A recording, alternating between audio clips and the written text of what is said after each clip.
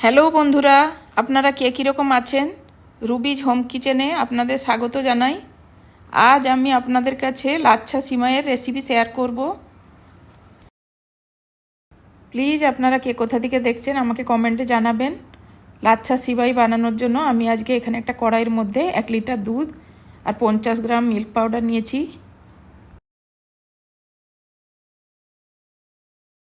3 table spoon vanilla custard powder, milk made, 100 গ্রাম চিনি দিয়ে এটাকে ভালো করে মিশিয়ে নিতে হবে।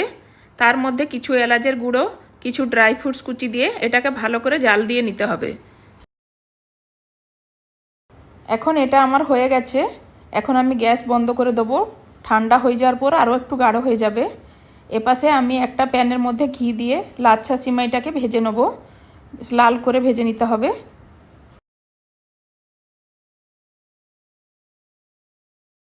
এর মধ্যে একটুখানি এলাচের গুঁড়ো, সামান্য একটু নুন আর মিল্ক মেড দিয়ে এটা কিছুক্ষণ নেড়ে নেবো।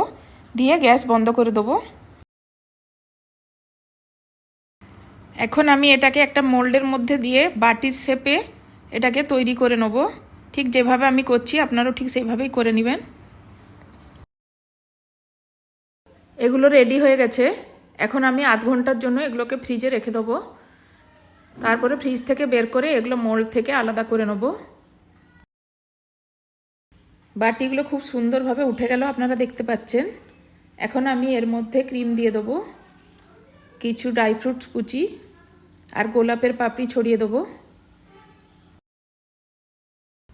আমাদের লাচ্ছা সিমাইয়ের কটরি তৈরি হয়ে গেছে। আপনাদের যদি এই রেসিপিটি ভালো লেগে থাকে তাহলে প্লিজ লাইক, শেয়ার আর কমেন্ট করে দিবেন। চ্যানেলে যদি প্রথমবার হয়ে থাকেন প্লিজ সাবস্ক্রাইব করে দিবেন। সম্পূর্ণ ভিডিওটি দেখার জন্য আপনাদের সবাইকে ধন্যবাদ।